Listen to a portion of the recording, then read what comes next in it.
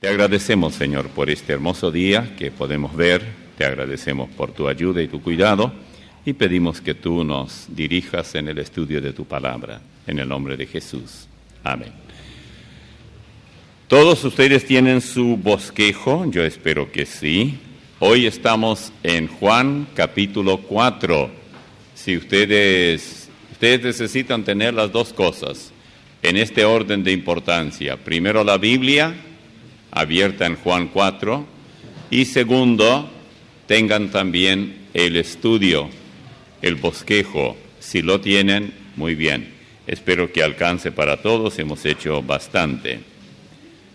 No vamos a leer todo el texto al comienzo, es un poco largo, pero a medida que avanzamos, por lo menos vamos a leer unos cuantos versículos al comienzo de Juan capítulo 4.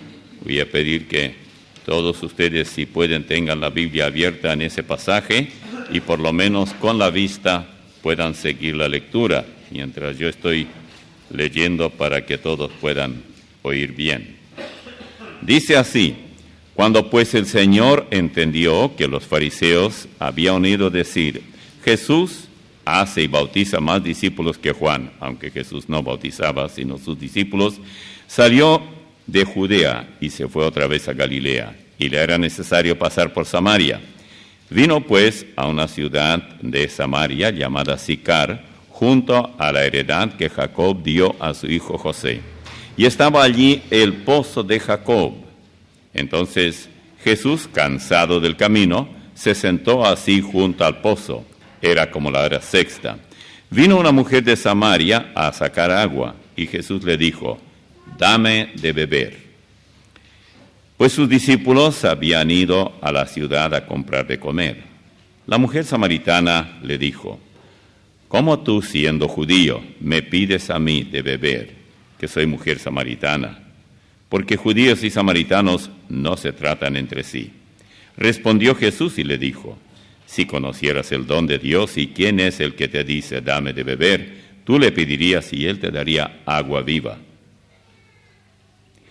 La mujer le dijo, Señor, no tienes con qué sacarla, y el pozo es hondo. ¿De dónde pues tienes el agua viva? ¿Acaso eres tú mayor que nuestro padre Jacob, que nos dio este pozo, del cual bebieron él, sus hijos y sus ganados? Respondió Jesús y le dijo, cualquiera que bebiere de esta agua volverá a tener sed, mas el que bebiere del agua que yo le daré no tendrá sed jamás, sino que el agua que yo le daré será en él una fuente de agua que salte para vida eterna. La mujer le dijo, Señor, dame esa agua para que no tenga yo sed, ni venga aquí a sacarla. Qué llamativo este último tramo donde la mujer entendió tan mal las palabras de Jesús. Y esto ocurre con mucha frecuencia, que se dice una cosa y la persona entiende otra, sobre todo en materia de lo espiritual versus material. Bueno, no sé hasta dónde vamos a cubrir hoy, pero creo que todo lo que tiene que ver con la mujer samaritana y su entrevista con Jesús lo vamos a cubrir. La primera pregunta es, ¿quiénes eran los samaritanos? Yo estuve consultando algunos diccionarios buenos porque tengo una buena idea de quiénes eran, pero quería actualizarme. Samaritanos, el término en el Nuevo Testamento señala a los habitantes de Samaria. Eso es lo primero. Bueno, esto es, creo yo, fácil de entender. Un samaritano es de Samaria. Samaria llegó a ser cuando el pueblo hebreo, o sea, Israel se dividió en dos, sur y norte. La capital del sur era Jerusalén, la capital del norte era Samaria. Pero en el Nuevo Testamento se señala a los habitantes de Samaria. Era una raza mixta que resultó de una especie de fusión del remanente israelita con los gentiles que los asirios llevaron a la región después de la caída de Israel. Israel cayó en la parte norte en el año 722 a.C. Hoy se refiere allí a una pequeña comunidad religiosa de samaritanos. Hace algunos años, cuando viajamos allá a Israel, no pudimos ir a Samaria. Estaba previsto ir, pero en ese momento había bastante conflictos, bastante problemas, y el guía nuestro dijo, no conviene ir allá, porque ayer o anteayer dijo otro grupo que vino, fue allá y le tiraron piedras y todo esto. Con todo, yo conversé con él y le pregunté, ¿qué es de Samaria hoy? Y hoy, dijo él, se conserva un pequeño grupo de samaritanos, que no son muchos. Creo que él me dijo que había solo como 400 allí. Pero dice, se están extinguiendo, la razón, y muchos de ellos son anormales, porque se están casando entre ellos, no se han unido con otros grupos, y poco a poco esa gente se va convirtiendo en anormales, naturalmente, por la misma razón que se están casando entre ellos y no tienen cruce con nadie. Son muy cerrados y si se les ocurre, ellos no quieren que alguien entre en su zona donde ellos están, es una pequeña parte que ellos ocupan. La historia de los samaritanos no se conoce en su totalidad, dice el diccionario. Hay pocas referencias históricas a ellos y su propia literatura es de fecha reciente. Los romanos, incluso bajo los emperadores cristianos, así llamados, persiguieron a los samaritanos hasta el año 636 de nuestra era, cuando el pueblo cayó bajo el poder de los musulmanes. Hoy en día existen dos pequeños grupos de samaritanos, dice el diccionario. Uno en la ciudad de Nablus, antigua Siquem, cerca del monte Gerizim, y otro cerca de Tel Aviv. Las creencias de los samaritanos, hay 5 puntos muy interesantes. Se parecen demasiado, prácticamente en todo, a la, digamos, fe religiosa de los judíos. 1, la fe en Jehová como el único Dios. 2, la creencia que Moisés es el apóstol supremo de Dios. 3, la convicción de que la Torá, Génesis hasta Deuteronomio, es el único libro sagrado, la ley mosaica. 4, el reconocimiento del monte Gerizim como el lugar que Dios escogió. Y 5, la esperanza de que habrá un día de recompensa y de castigo. Recompensa para los buenos, castigo para los malos. Junto con el tema del día final está también entre ellos la idea de un restaurador, quien en aquel tiempo aparecerá para anunciar la nueva era. No será Mesías en el sentido judío, sino más bien será, según los samaritanos, el profeta de Deuteronomio 18:18, que los judíos identificaban con Elías. Él convertirá el mundo a la fe verdadera. Eso creen los samaritanos. Aquí es donde discrepan con los judíos. Los samaritanos son una comunidad religiosa gobernada por un sumo sacerdote. Observan la Pascua y la fiesta de los panes sin levadura, el Pentecostés y la fiesta de los tabernáculos. En la cumbre del monte Gerizim matan el cordero pascual en víspera de la Pascua, tal como hacen los judíos, es decir, hacían, y lo comen según las leyes del Torá. Cumplen escrupulosamente con las leyes tocante al sábado. El día más sagrado del año es el día de la expiación, en que todo samaritano tiene que observar un ayuno total. Esto es en cuanto a los samaritanos. De aquí procedía esta mujer y ella se sorprendió mucho porque Jesús le habló, número 1, siendo samaritana y número 2, siendo mujer. Entonces le pareció a ella que era muy extraño que Jesús le pidiera agua. Noten de nuevo los versículos 4 al 8. Ya estamos de nuevo en la Biblia, en Juan 4. Le era necesario pasar por Samaria. Vino pues a una ciudad de Samaria llamada Sicar, junto a la heredad que Jacob dio a su hijo José. Y estaba allí el pozo de Jacob.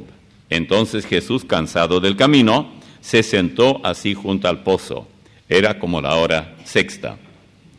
Vino una mujer de Samaria a sacar agua, Y Jesús le dijo, dame de beber, pues sus discípulos habían ido a la ciudad a comprar de comer. Tenemos que aclarar algunos detalles sobre esta inesperada entrevista entre Jesús y esta mujer samaritana. Ella dice Juan, le era necesario pasar por Samaria. El versículo 4. La pregunta, ¿por qué tenía él que pasar por Samaria? Dice necesario pasar por allí. Cualquier cosa que digamos será solamente especulativo, a menos que tengamos en cuenta que Jesús nunca fue a un lugar sin propósito bien definido, un objetivo bien marcado, donde había alguna misión bien clara que cumplir. Calculó el Señor esta entrevista con la samaritana. Sabía el Señor que era una mujer que aparecería allí a determinada hora, cuando los discípulos se habrían ido a comprar alimentos, y él podría fácilmente conversar con ella sobre un tema tan importante como el que tenemos aquí. ¿Tiene algún significado teológico lo del pozo hondo? El pozo es hondo y no tienes con qué sacarla, dice en el texto de Juan 4. ¿Qué significado puede tener para nosotros el agua sacada de ese pozo hondo? Uno puede vincular eso también con un sentido espiritual. La humanidad de Jesús la podemos ver también una vez más cuando él dice, Jesús cansado del camino se sentó junto al pozo. Aquí tenemos un interesante dato. Jesús se cansaba. ¿Se cansa Dios? ¿Tiene vacaciones? ¿Va de picnic? ¿Da parte enfermo? ¿Llama que no puede atendernos porque está enfermo? No. ¿Y no es Jesús? ¿No es Dios? Bueno, tenemos que tener presente siempre que así como Él es 100% Dios, era 100% hombre cuando vino a rescatarnos. Nunca perdamos eso de vista. Él necesitaba comer, necesitaba dormir, necesitaba descansar, necesitaba beber por la sed. Dios no necesita nada de eso porque Dios es espíritu. Y el espíritu no puede cansarse, ni tener hambre, ni tener sed, ni nada de esto. Pero Él se hizo hombre para salvarnos. Luego viene el diálogo entre Jesús y la mujer samaritana. La pregunta de la mujer, versículo 9. La mujer samaritana le dijo, ¿cómo tú, siendo judío, me pides a mí de beber, que soy mujer samaritana? Porque judíos y samaritanos no se tratan entre sí. ¿Cuántos de ustedes saben cuál era la razón que tanto se querían ellos, los judíos y los samaritanos? Que no se trataban, no se saludaban, no se visitaban, no quería saber el uno del otro absolutamente nada. Muy sencillo, ambos reclamaban ser el verdadero pueblo de Dios. Los samaritanos decían nosotros, y los judíos decían nosotros. Tanto es así que había dos montes, el Moria y el Gerizim. Cuando ella habla en este monte del otro monte, esos son los dos montes, las dos montañas. En el monte Moria, o Moría, según como usted lo pronuncia, con H final, es el lugar donde estaba el templo de Salomón, donde hoy está la mezquita Omara. Y el Gerizim es otro monte que reclamaban los samaritanos que era allí donde el monte que Dios escogió para que se adorara a Él. Ahora Jesús habla a ella de un don de Dios. Ese don de Dios era en primer lugar Él mismo y también ciertamente el Espíritu Santo. Vean, el que cree en mí, como dice la Escritura, de su interior correrán ríos de agua viva. Esto está en Juan capítulo 7, versículos 38 al 39. Esto dijo del Espíritu que habían de recibir los que creyesen en Él, pues aún no había venido el Espíritu Santo, porque Jesús no había sido aún glorificado. Cuando Jesús no había sido aún glorificado, es decir, no había ascendido al cielo para que viniera el Espíritu Santo, todo en las manos de Dios, en el plan de Dios estaba bien programado. Primero la creación. Después la caída del hombre. Dios sabía que eso va a pasar. Después comenzó la larga lista de la sangre que se derramaba de animales inocentes. ¿Cuál de ellos fue el primer animal que murió? Si yo les pregunto a ustedes cuál fue el primer hombre que murió, todo el mundo sabe, ¿o no? Abel. Pero ¿cuál fue el primer animal? ¿Y quién murió antes? ¿El animal o el hombre? ¿Ok? Bueno, unos dicen el hombre, otros dicen, los dos tienen razón.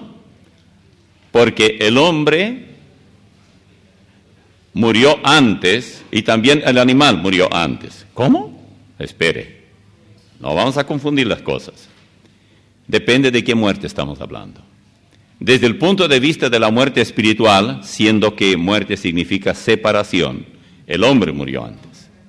En ese sentido sí, pero desde el punto de vista físico, el animal, porque en el versículo 21 del capítulo 3, donde está el triste relato de la caída del hombre, de su muerte espiritual, ya aparecen pieles para cubrir el cuerpo de Adán y de Eva. Para que hayan pieles, debían morir animales. Quiere decir que tan mal le salió el tiro al diablo, que antes de que muriera el primer hombre, Abel, aunque en el sentido espiritual ya sus padres habían muerto, Dios ya había preparado el recurso para la salvación. Al derramar, en el versículo 21 se habla de esas pieles, al derramar esa sangre, ese animal inocente estaba apuntando ¿a quién? A Jesucristo, quien derramaría su sangre por nuestros pecados. Así que esto ocurrió literalmente, no podemos discutir eso. Luego, esa agua viva que él tenía para la mujer, ¿qué es? Es tanto la palabra de Dios como el Espíritu Santo. Porque ustedes ya escucharon lo que dice en los versículos 38 al 39 de Juan 7. Dice, esto dijo del Espíritu que habían de recibir. Y antes de eso dice, el que cree en mí, como dice la Escritura, de su interior correrán ríos de agua viva. Yo sé que muchos de los que escuchan y leen estos textos no entienden bien por qué era tan importante el agua. Bueno, ustedes seguramente saben que en la zona donde él estuvo, en toda esa zona del Medio Oriente, hay bastantes serios problemas con el agua. Se disputan, hay guerras por causa del agua. El agua en abundancia no es en todas partes como aquí en este país. Hay mucha necesidad de agua en muchos lugares del mundo y hay millones de habitantes que viven allí. Cuán increíble es esta entrevista. El dueño de todos los mares, de todos los ríos, de todas las lluvias, manda cuando quiere y cuanto quiere. Ahora se sienta allí como un simple siervo y le pide a una mujer despreciada solo por ser samaritana un poco de agua. Hasta este punto él se humanó. ¿Por qué no satisfizo su sed mediante algún milagro? Él pudo haber hecho que brotara agua como brotó de la roca que golpeó Moisés en el desierto, pero no lo hizo. Porque él vino a buscar y a salvar a los perdidos y tuvo que colocarse al nivel de los perdidos. Todos nosotros tenemos esa necesidad. Ninguno de nosotros lleva una varita y golpea una roca para que salga 7-Up o Coca-Cola o Guaraná. ¿Alguno de ustedes se anima a hacer eso? Ni siquiera agua pura, que es mucho mejor que todas esas otras cosas basuras que metemos en la panza. Y luego nos quejamos porque andamos tan mal de salud. Bueno, él no impresionó a la mujer. Él quería que ella paso a paso le conociera. Pudo haber hecho que surgiera agua limpia allí en la presencia de ella y rápidamente ella reconocería quién era él. Más preguntas y más respuestas, versículos 11 al 14. La mujer le dijo, Señor, no tienes con qué sacarla y el pozo es hondo. ¿De dónde pues tienes el agua viva? ¿Acaso eres tú mayor que nuestro padre Jacob, que nos dio este pozo del cual bebieron él y sus hijos y sus ganados. Ella no sabía que estaba hablando con el mismo creador del universo. Y le pregunta, ¿eres tú mayor que nuestro padre Jacob? Para ella eso era inconcebible. Se veía a él muy joven, un poco más de 30 años de edad, y hacía ya muchos siglos que Jacob había muerto. Respondió Jesús y le dijo, cualquiera que bebiere de esta agua volverá a tener sed. Jesús no sigue la conversación de ella para decir quién es mayor. Mas el que bebiere del agua que yo le daré no tendrá sed jamás, sino que el agua que yo le daré será en él una fuente de agua que salte para vida eterna. En otras palabras, será como una fuente de agua, una vertiente que hace que cualquiera que tenga sed pueda beber. La diferencia, digamos, de agua y agua. La samaritana hablaba del agua que necesitamos para saciar nuestra sed física, pero el Señor estaba hablando de otra agua. Vean ustedes si esto no ocurre hoy entre tanta gente. Cierta vez había un individuo que justamente salió de su cantina, un poco borracho, pero tenía mucho miedo de pasar y tenía que pasar junto al cementerio para llegar a su casa. En eso vio que un caballero con la Biblia en la mano estaba caminando y le preguntó, ¿va usted por el lado del cementerio? Él dijo, sí. Sí, dice, yo tengo mucho miedo de pasar junto al cementerio. Aparte de borracho, era supersticioso, lo que no es raro. Entonces dijo el predicador, vamos, yo voy contigo, total, yo voy para allá. Y entonces comenzaron a hablar, el hermano comenzó a hablarle de Cristo y todo esto, y le pregunta al borracho, ¿usted no tiene miedo de pasar por el cementerio? Y dice él, antes cuando estuve en el mundo, sí. El hombre se asustó porque dijo, estoy aquí justamente con uno que se levantó. Miren ustedes la interpretación. No había comunicación ninguna. Antes cuando estuve en el mundo, él dijo, es como nosotros decimos. Pero para el otro eso significaba, antes cuando yo vivía. Bueno, y esto yo me doy cuenta que ocurre con demasiada frecuencia. Las personas hablan de una cosa. Recuerdo que una vez escuché, no sé quién me contó que había un grupo de gente que estaban hablando y se juntó ahí un redondo de gente y alguien estaba hablando. Y alguien por ahí al lado decía, ¿qué es eso que hay allá? No, porque una persona que justamente escuchó un rato y se fue. No, están hablando de un cordero que murió y de la sangre que derramó. Tanto había entendido. ¿Qué importancia tiene ese? ¿Cuántos corderos son llevados al matadero siempre y derraman su sangre? Y con eso tanta discusión allí. No tenían la menor idea de qué estaban hablando.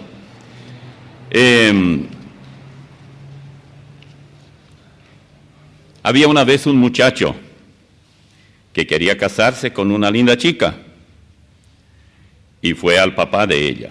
El papá de la novia, o de la futura novia, le hizo algunas preguntas. ¿Cómo vas a mantener a mi hija? Él respondió, Dios proveerá. ¿Bajo qué techo estará cobijada mi hija? Dios proveerá. ¿Dónde estudiarán mis nietos? Dios proveerá. Después de despedirse, el padre, medio desconcertado, se encuentra con su esposa y le pregunta a ella, ¿qué te pareció el pretendiente de nuestra hija? El papá respondió, ese pastor está confundido, cree que yo soy Dios.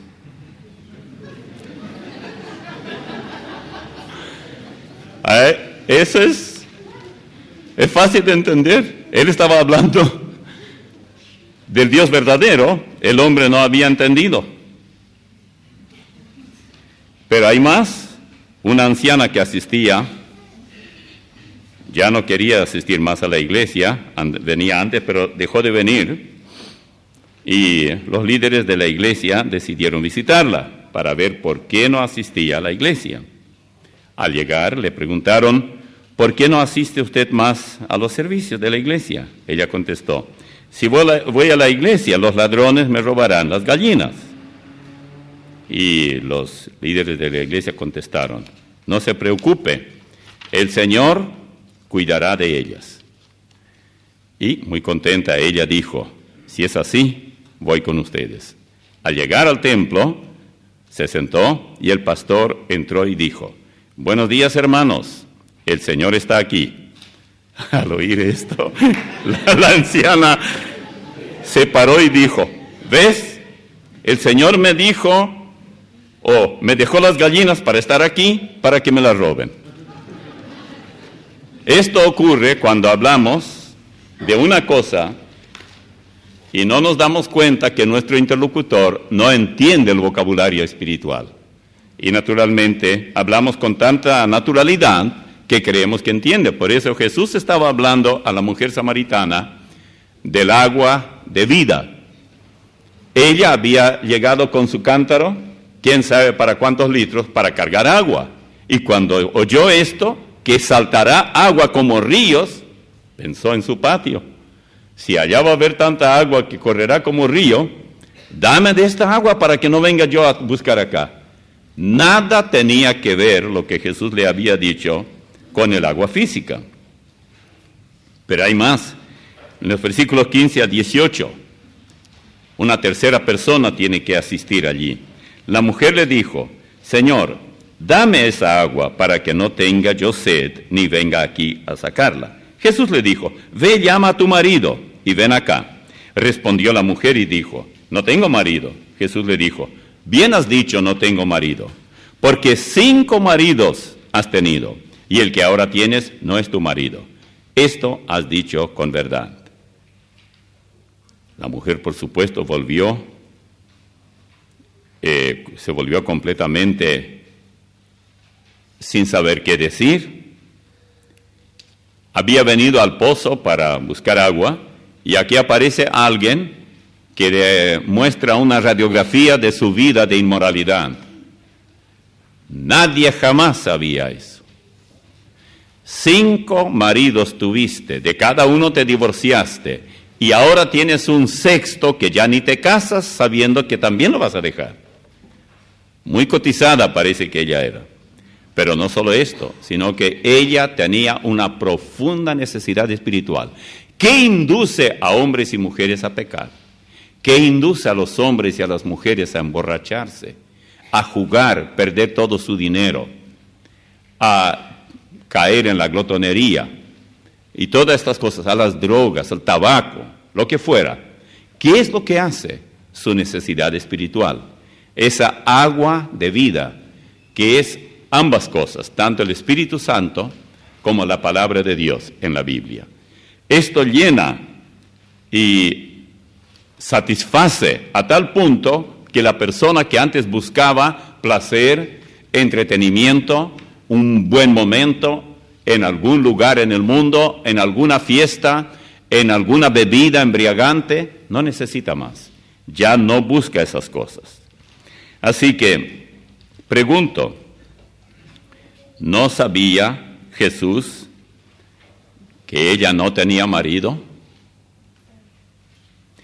¿Por qué le dijo que llamara a ese marido? Anda, llama a tu marido y ven. Y vamos a seguir hablando. Yo quiero hablar con los dos. Cuando ella le dijo no tengo, no sabía que él sabía lo que ni ella sabía de sí misma. Pasando de allí, pasan a otro tipo de discusión. ¿Cuál de los 2 montes? ¿El Moría o el Gerizim? El primero se escribe M-O-R-I-A-H. Gerizim, ¿cómo se pronuncia? G-E-R-I-S-I-M. El monte Gerizim. Versículos 19 al 26. Le dijo la mujer: Señor, me parece que eres profeta. Nuestros padres adoraron en este monte, y vosotros, los judíos, decís que en Jerusalén es el lugar donde se debe adorar. Jesús le dijo: mujer, créeme que la hora viene cuando ni en este monte ni en Jerusalén adoraréis al Padre. Vosotros adoráis lo que no sabéis, nosotros adoramos lo que sabemos, porque la salvación viene de los judíos. Mas la hora viene, y ahora es, cuando los verdaderos adoradores adorarán al Padre en espíritu y en verdad, porque también el Padre tales adoradores busca que le adoren. Dios es espíritu, y los que le adoran en espíritu y en verdad es necesario que adoren. Le dijo la mujer: sé que ha de venir el Mesías, llamado el Cristo. Cuando Él venga, nos declarará todas las cosas. Jesús le dijo: yo soy el que habla contigo. Vamos por parte. En primer lugar, la mujer habla ahora en calidad de samaritana a un judío. Reconoce que él parece ser profeta. Dice: aquí voy a obtener toda la información que necesito. Los profetas para esa época eran desconocidos. Fugazmente pasó Juan el Bautista, y quién sabe si la samaritana supo algo de él. Pero la samaritana tenía la escritura o parte de ella, y sabía de los profetas, tal como los judíos, y que un profeta vendría algún día, que estaría por encima de todos los otros profetas. Ese sería el Mesías. En cualquier forma, ella también, como los judíos, esperaba. La mayor discrepancia estaba aquí: ¿en qué monte? ¿Cuál es el lugar donde se debe adorar a Dios? Dios escogió un lugar, decía ella, y hay una disputa entre el monte Moría y el monte Gerizim. Nosotros, decía los samaritanos, decimos que es el Gerizim, está en nuestro territorio. Ustedes dicen que es el Moria, que está en Jerusalén. Oigan la respuesta de Jesús: vosotros adoráis lo que no sabéis. ¿A quién vosotros se refiere? A los samaritanos. Nosotros adoramos lo que sabemos, porque la salvación viene de los judíos. No olvidemos esto. Es muy importante que nosotros recordemos que Dios escogió a un pueblo, primero a un hombre, de ese hombre un pueblo, de ese pueblo a otro hombre, que sería el padre de las 12 tribus, de las 12 tribus a una tribu, Judá, del cual provendría el Mesías. Esto es claro en la Biblia. A esto Jesús se refirió. La salvación fue provista por los judíos. María y José eran judíos. Si ustedes quieren salir de Juan 4 e ir un ratito a Romanos capítulo 3, vean los 2 primeros versículos, y si tienen, yo sé que ese texto no está anotado en el bosquejo de ustedes, pero ustedes lo pueden anotar. Y escuchen lo que dice en Romanos 3, 1 y 2. ¿Qué ventaja tiene pues el judío? ¿O de qué aprovecha la circuncisión? Mucho en todas maneras. Primero, ciertamente que les ha sido confiada la palabra de Dios. La ventaja del judío frente al gentil es mucha, es muy grande. La razón principal, doble. Una, les ha sido confiada la palabra. Dios no inspiró a profetas de Ur de los caldeos, babilonios, o a profetas egipcios, aunque todos ellos tenían sus profetas y sus religiones. Tampoco inspiró a profetas de Grecia o de Asia. Él escogió a un pueblo. Ese pueblo es el pueblo hebreo, del cual vendría el Mesías. Allí estaban los profetas, a quienes él habló. La palabra de Dios, primero les ha sido confiada la palabra de Dios. Él les confió. Si no tuviéramos la Biblia, estaríamos viviendo a oscuras. No tendríamos la menor idea en qué dirección tomar.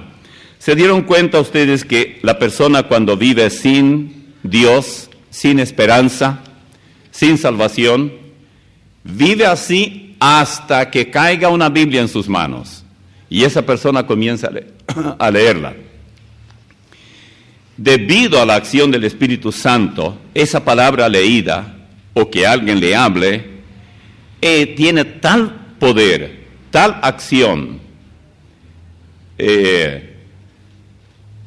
que la persona cambia de rumbo, porque encuentra la brújula, encuentra en qué dirección ir, encuentra como guía. Dice, estoy viviendo a la deriva, no sé hacia dónde voy, no sé quién soy. Unos dicen una cosa, otros dicen otra cosa. Voy a unos y me dicen tal cosa, voy a otros y dicen otra cosa. Las religiones son tantas en el mundo, millones de musulmanes practican el Islam, son maometanos, luego están los budistas que también son millones, luego están, y ahí van enumerando a grupos aquí y dicen, ¿quién soy yo para pretender conocer la verdad y no pertenecer ni al Islam, ni al budismo, ni al hinduismo, ni al romanismo, a nada de esto, y pretender que yo soy salvo, y que yo estoy en la verdad?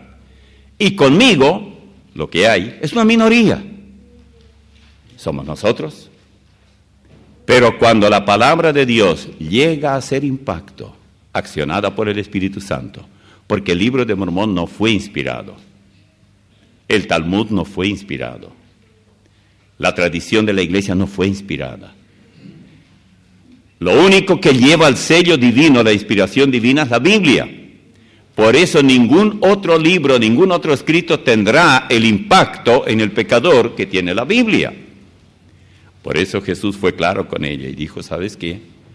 Yo no estoy discriminando aquí, yo no estoy despreciando a los samaritanos. De ser así, yo no habría venido aquí. Sabía que tú estarías aquí. Nunca te pediría agua. No tendría ningún interés de tratar contigo, tal como hacen tantos otros judíos. Y no los estoy acusando. Pero quiero, mujer, que encuentres o reconozcas esto. Créeme que la hora viene, lo primero, que no será necesario un determinado monte ni pertenecer a una determinada tradición para adorar a Dios. Ustedes, le dice, adoran lo que no saben. A los samaritanos le dice. Nosotros, los judíos, adoramos al Dios verdadero. Y luego agregó algo más. Acuérdate de esto. La salvación no la proveen los samaritanos. La salvación, si se habla de un pueblo de quien vendría el Salvador, la tenemos vía hebreos, judíos. Solo piense por un momento la cantidad de gente que dice ser cristiana, que son antisemitas hoy, antijudíos. Pero la cosa sigue.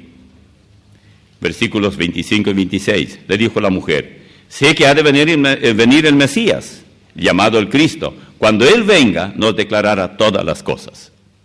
Cada vez está más cerca la conversación. Nada tiene que ver con el agua física, pero tiene que ver con el agua espiritual. Quiere decir que ella estaba bastante informada, porque sabía que vendría el Mesías. Aunque ella creía que el Mesías vendría por su parte, de su gente y todo esto, pero por lo menos creía. La respuesta del Señor la dejó petrificada. Jesús le dijo, yo soy el que habla contigo. Yo soy el Mesías, le dijo Jesús. No solamente tú dices, me parece que eres profeta, soy el Mesías. Soy Dios mismo hablando contigo. ¿Cómo habrá quedado ella? ¿Sabía ella que estaba frente al Creador del universo? ¿Sabía ella que estaba frente al Creador del hombre? ¿Sabía ella que tenía ante sí al que había venido del cielo? ¿Sabía ella que tenía ante sus ojos al Dios eterno? Mientras hablaba con él, él sentía gozo, mezclado con confusión, no sabía ni qué decir, pero se interrumpió el diálogo. En esto, versículos 27, 31 al 34. En esto vinieron sus discípulos y se maravillaron de que hablaba con una mujer. Sin embargo, ninguno dijo, ¿qué preguntas? ¿Qué hablas con ella? Entre tanto, los discípulos le rogaron diciendo, Rabí, come.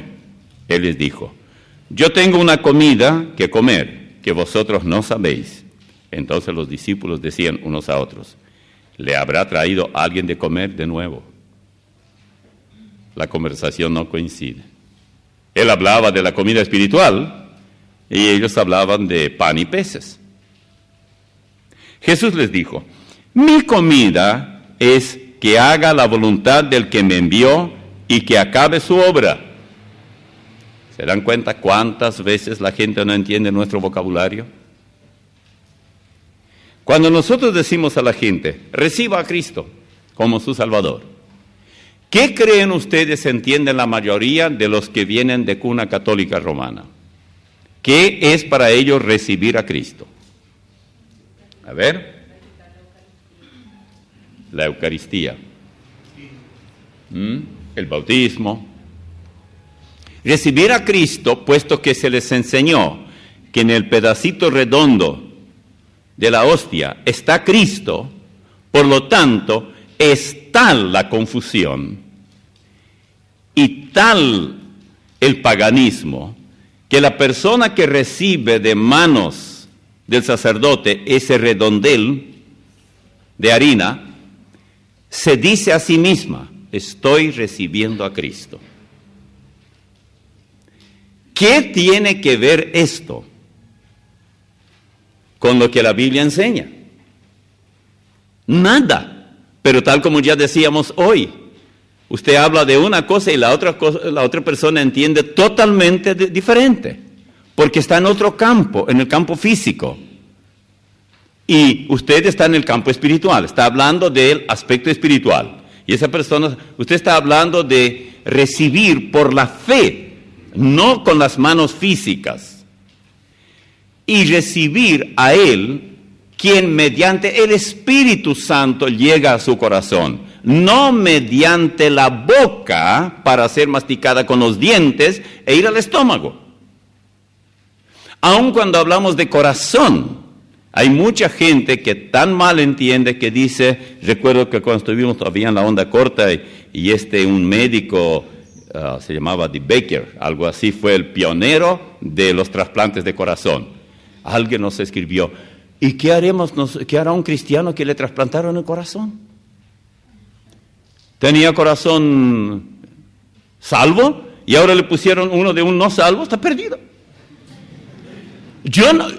A mí me fue difícil entender cómo una persona puede no entender esto y confundir de esta manera.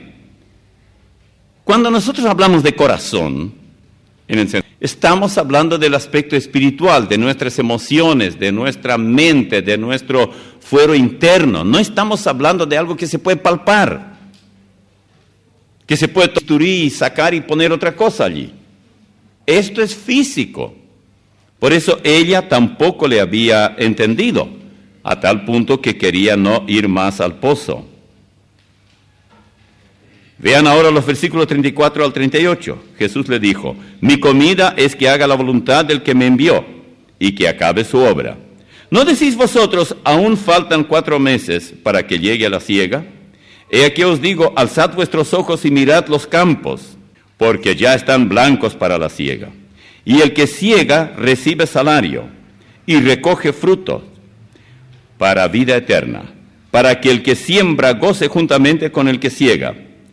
Porque en esto es el verdadero dicho, uno es el que siembra y otro el que siega. Yo os he enviado a segar lo que vosotros no labrasteis, otros labraron, y vosotros habéis entrado en sus labranzas. ¿Quiénes eran los otros que labraron?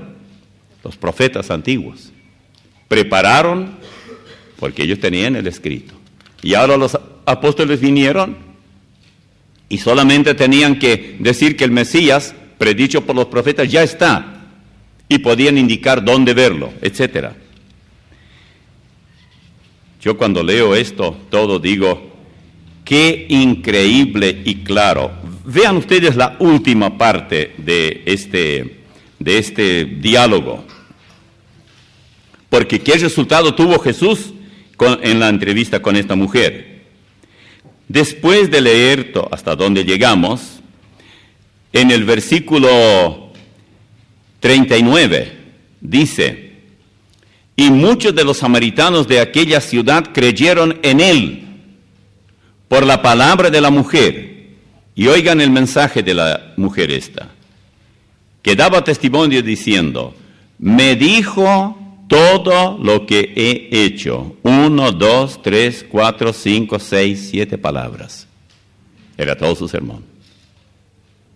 Ella no elaboró ningún gran mensaje teológico. Ella solamente fue, y fue tan impactada por el Señor, que habló con tal poder.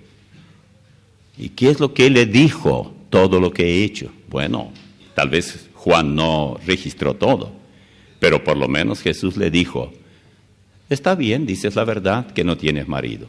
Mirándolo bien es cierto. Has tenido 5 y con el que vives ahora no estás legalmente casada. Por ese lado ella dijo la verdad. Y cuando lo que tal vez nadie sabía, que ella no estaba legalmente casada con él, excepto a ella y aquel con quien vivía, ¿de dónde Jesús sabía si ella nunca lo vio? Eso es todo lo que ella dijo. ¿Cuál fue el resultado? Entonces vinieron los samaritanos, versículo 40, a él y le rogaron que se quedase con ellos. Y se quedó allí 2 días. Y creyeron muchos más por la palabra de él. Y decían a la mujer, ya no creemos solamente por tu dicho, porque nosotros mismos hemos oído y sabemos que verdaderamente este es el Salvador del mundo, el Cristo. ¡Qué campaña evangelística! Ustedes dirán ahora, y usted siempre dice que la mujer no tiene que ser pastora. No, la mujer esa no era pastora. Pero permítanme llevarles, abran conmigo, si tienen su Biblia a mano, en la primera carta a los Corintios, y vean lo que dice en el capítulo 1, versículos 26 en adelante. Pues mirad, hermanos, vuestra vocación, que no sois muchos sabios, ni muchos nobles, según la carne, ni muchos poderosos, ni muchos nobles. Si del mundo escogió Dios para avergonzar a los sabios, y lo débil del mundo escogió Dios para avergonzar a lo fuerte, y lo vil del mundo y lo menospreciado escogió Dios, y lo que no es para deshacer lo que es, a fin de que nadie se jacte en su presencia. ¿Se imaginan ustedes cuando nos encontremos con esta mujer samaritana en el cielo? Samaria virtualmente fue salva por ella. Ella era la menos indicada para tener la llave y abrir la puerta de Samaria para el Evangelio. Pero resulta que Dios actúa así. Lo vil del mundo, lo menospreciado, lo que de nada sirve. Gente que no tiene ninguna gran educación, ni doctorado, ni posgraduado, ni nada de eso. No tiene ningún prestigio. Uno diría, ¿cuánto podría ser? Usted puede ser un gran médico, por ejemplo, tener muchas oportunidades para hablar a los pacientes acerca de Cristo. Usted tiene mucha autoridad. ¿Por qué? Porque tiene conocimiento en la medicina. A Dios gracias por eso. Pero si usted no tiene vida espiritual, aunque intelectualmente sea sobresaliente, recuerde, algún vil, menospreciado, miserable, sin cultura, será la persona. Mientras usted le hace al paciente la cirugía y le ayuda en su cuerpo, será alguien otro, sin ningún prestigio, ni remotamente comparado con el suyo, quien le hablará de Cristo. Y usted nunca sabe a quién usted está hablando. Jesús sabía muy bien con quién hablaba. Él no necesitaba adivinar quién sería ella. Él sabía que ella llevaría el mensaje. Pero nosotros, cuando hablamos a una persona, no tenemos idea. Hasta a veces nos parece estoy perdiendo tiempo. Pero no es así. Dios puede usar a esa persona de una manera tan poderosa para que esa persona luego haga lo que hizo esta mujer samaritana, que llevó el mensaje y la gente, no solamente eso, lo invitó y él se quedó 2 días allí. Samaria no era una gran ciudad, muy grande. 2 días tener al Señor allí era para ver muchas cosas. Juan no dice otras cosas que él hizo allí, ni qué mensajes llevó. Solamente habla del final. ¿Cuál era el final? La gente venía y decía, ya no creemos más por lo que tú dices. Nosotros mismos hemos comprobado quién es Él. Y esta es la parte que importa. Él es el Mesías, prometido por Dios. Un cuestionario rápido. ¿De qué comida hablaba Él en el versículo 34? Digan ustedes. ¿De qué comida hablaba él? De la comida espiritual, de la palabra que transforma a la gente vía Espíritu Santo. ¿A qué cosecha se refería él en el versículo 35? ¿No decís vosotros, aún faltan 4 meses para que llegue la siega? He aquí, os digo, alzad vuestros ojos y mirad los campos, porque ya están blancos para la siega. Cuando nosotros viajábamos una vez de Jerusalén por carretera a Egipto, a la frontera, para luego tomar otro ómnibus ya egipcio, era tan hermoso lo que vimos, que como yo era el Caray Guazú, podía decir al chofer que pare y paró. Y claro, era un tour. Él paró. Yo con mi cámara salí porque vi un mar de oro, el trigo. ¡Qué maravilloso era aquello! Y así tomé una fotografía. Yo no sé dónde yo fui a colocar esa fotografía. Tanto la quería, así que algún día habrá que ir de nuevo y a ver si en la época cuando justo está listo para la siega. Como no había tormenta, no había lluvia, todo estaba en pie y parecía cortado así, bien parejito, bien medido, y hasta donde la vista alcanzaba. Jesús no habla de ese trigo. Cuidado. Él habla de la cosecha que está lista, las almas están listas para la siega. En otro lugar dice, pidan que el Señor mande más obreros, más segadores. Y saben, aquí en Paraguay está pasando lo mismo. No damos abasto por la cantidad de reclamos, deseos de que se les hable de Cristo, porque hay pocos comparativamente dispuestos a compartir el Evangelio. Entonces, ¿a qué se refiere mirad los campos blancos? A ver, a las almas perdidas. A las almas perdidas. ¿Qué significa el que siega recibe salario, pero el que siembra goza juntamente con el que siega? Versículo 36. Bueno, los que iban a segar los campos, se les pagaba, ¿no es así? Ellos ataban gavillas, etc. Y para que el que siembra goce juntamente con el que siega. El que siembra quiere que haya siega, sino ¿para qué va a sembrar? Que haya cosecha. Y entonces se goza el que sembró porque tiene la cosecha. Y se goza el que cosechó porque ganó cosechando. ¿Quién fue el que sembró? En el sentido espiritual. Escuchen esto, cuidado, no digan nada porque van a decir tontería. Nosotros somos los que sembramos. ¿Cuándo nos gozaremos por la siembra? Ajá, en el día de la recompensa. 2 Corintios 5:10. Y hay muchos otros pasajes. Recién allí veremos lo que hemos sembrado porque veremos la cosecha. Es en base a la cosecha que juzgaremos si nuestra siembra fue o no buena. Porque el sembrador depende de muchas cosas. Tipo de semilla, tipo de terreno que tiene, época. Usted no va a sembrar en una época que no corresponde. No se siembra en verano se cosecha. Se siembra en la época que corresponde. Y los agricultores saben cuándo sembrar, si es que quieren tener cosecha. Usted tiene que saber qué sembrar y cuándo sembrar y dónde sembrar.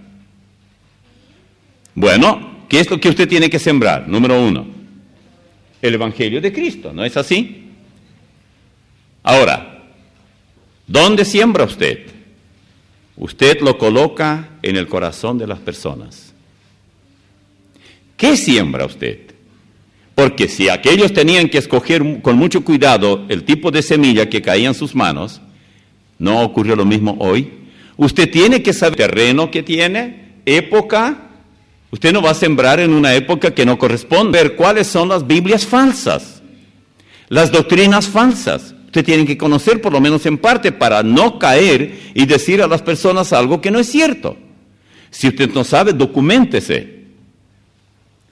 ¿Qué hace un agricultor que tiene muy poca experiencia en cuanto a escoger la semilla? ¿Qué creen ustedes él hace? Consulta, se aconseja con alguien que sabe. Dice, mire, usted ya hace mucho tiempo que está sembrando y veo que usted siempre tiene buena cosecha. Yo también quiero comenzar a sembrar. y tienen que comprar la semilla. ¿Me puede usted orientar? Enseguida le dirá. Si usted quiere semilla, ¿de qué quiere? Trigo. Ok. Vaya a tal y tal parte. Es allí donde vende la buena semilla. Es exactamente lo mismo ocurre ahora. Usted va a decir a una persona, dirá, bueno, yo quiero escuchar la palabra de Dios, pero no sé a dónde ir. A la Iglesia Bíblica Misionera Ñembe. Muy fácil. Allá mismo, casi en el cruce de la ruta entre Ñembe y San Lorenzo y el acceso sur. Ahí nomás. ¿O creen ustedes que aquí no se siembra la buena semilla? Entonces no aconsejen a nadie. Vaya allá donde está el campanario grande frente a la plaza, en cualquier ciudad. No tiene importancia. ¿Qué pasó al final de cuentas con nuestra hermana samaritana? La mujer dejó todo. Dejó su cántaro, se olvidó de la sed que tenía. Yo no sé qué le habrán dicho los que le mandaron buscar agua. ¿Y el agua? ¡Ay, estoy tan contenta! ¿Qué te pasa? ¿Quedaste loca? No estoy loca. Hay un hombre allí, vengan y vean, porque mire, me dijo todo lo que he hecho. 7 palabras dijo nomás. Y la gente corrió, porque la vieron, nunca la vieron así. Entonces cambió totalmente su forma de ser, su manera de hablar y todo esto. Y hablaba con tan entusiasmo y tanta convicción que se fueron a verle. Y por supuesto descubrieron que ella tenía toda la razón. Hermanos, tenemos que tener mucho cuidado en estos días. Tenemos muchas ventajas y serios problemas también. Las ventajas es que tenemos medios para comunicar el Evangelio como nunca antes. La hoja impresa, la radio, internet, hasta televisión. Nosotros no estamos allí, pero existe la posibilidad siempre, o sea, está al alcance. Todo esto es maravilloso. El teléfono, usted puede predicar el Evangelio a una persona por teléfono, puede alcanzarla para Cristo. Nada de eso existía hace pocos años, 100 años y poco. La gente no conocía esto. Por allá, por 1947, 48, 49, fue la primera vez que yo escuché una radio, y era en la casa de un vecino, porque tener radio era todo un lujo, toda una novedad. Hoy ya llegamos a tantas cosas. Pregunto, ¿hacemos más que aquellos? ¿O proporcionalmente hacemos menos? Teniendo la oportunidad que tenemos. Y termino con esta ilustración que creo que también les dije de un agricultor que estaba arando su tierra. Antes la gente araba tirando el arado con animales, caballos o bueyes. Y arar no es fácil para hacer surco recto, derecho. Va así a veces. Y más uno que no tiene mucha práctica. Pero un hombre vio que su vecino tenía tan rectos los surcos. Y le preguntó un día, vecino, ¿cómo hace usted para arar y tener surcos tan rectos? Y entonces él dijo, muy fácil. Cuando usted va detrás de los animales, teniendo con sus manos las manceras, fije su vista en algo y siga eso, y usted va a ver. Bueno, el hombre se fue al campo y vio una vaca, y fijó la vista en la vaca. ¿Ya saben lo que pasó? La vaca se movió de su lugar y él también se movía. Él siguió. Él debía haber fijado su vista en algo inamovible, algo que está fijo, que no se mueve. Puede ser un árbol, puede ser una roca, puede ser algo. No un animal, porque el animal se va a mover. Si usted quiere trazar surcos rectos, si usted quiere tener algo no solamente con buenas semillas sembradas, sino bien visto, fije su mirada ¿en quién? En Cristo Jesús. Gracias te damos, Señor, por tu palabra. Pedimos que tú la grabes en nuestro corazón. En el nombre de Jesús. Amén.